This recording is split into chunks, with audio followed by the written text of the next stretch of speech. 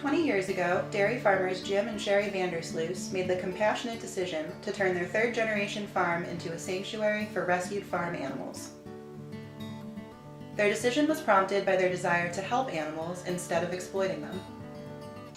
Jim and I used to farm dairy cows and dairy goats. And we stopped doing the cows, but primarily did the goats. And the baby goats were attached to our heart so hard.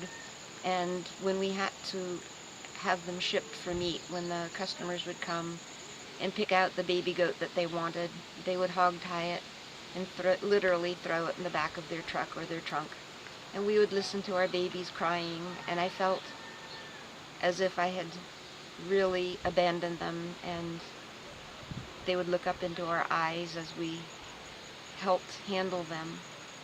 And one day Jim and I were standing at the goat gate and listening to one of our baby goats crying down the road, and it was at that point when literally we looked at each other and we both had tears in our eyes, and we agreed we just couldn't do it anymore.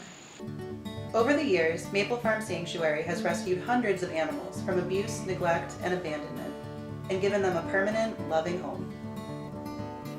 As a nonprofit sanctuary, our work is never done.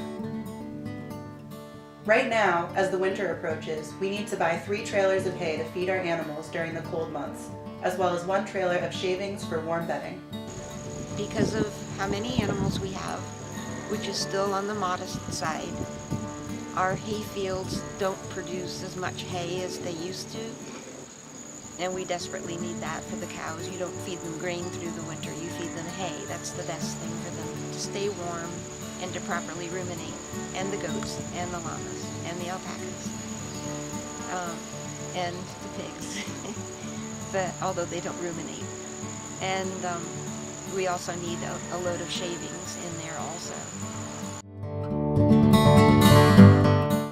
Gail the cow was used in the dairy industry for more than 10 years, during which she was continuously exploited so people could take her milk. Fortunately, she has spent the last 10 years living in peace and comfort at Maple Farm Sanctuary, where she loves to cuddle with everyone she meets. Harriet the pot-bellied pig was passed around from home to home because no one wanted her. But now she has the perfect home at Maple Farm Sanctuary, living with 2 piggy companions. Put-Put the goat was born on a farm and was going to be disposed of at 10 days old because he was sick.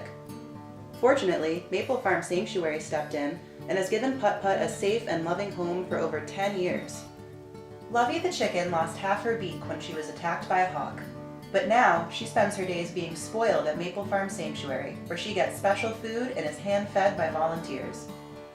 Winslow the alpaca was left all alone with little food and water after his 5 companions died from neglect.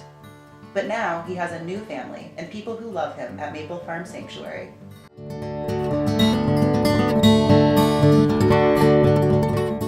I want to thank everyone in advance for their past help and hopefully their future help as we go forward getting the hay and the shavings for this winter and the spring.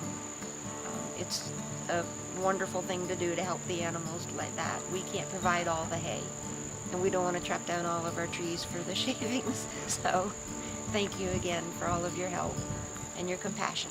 Thank you.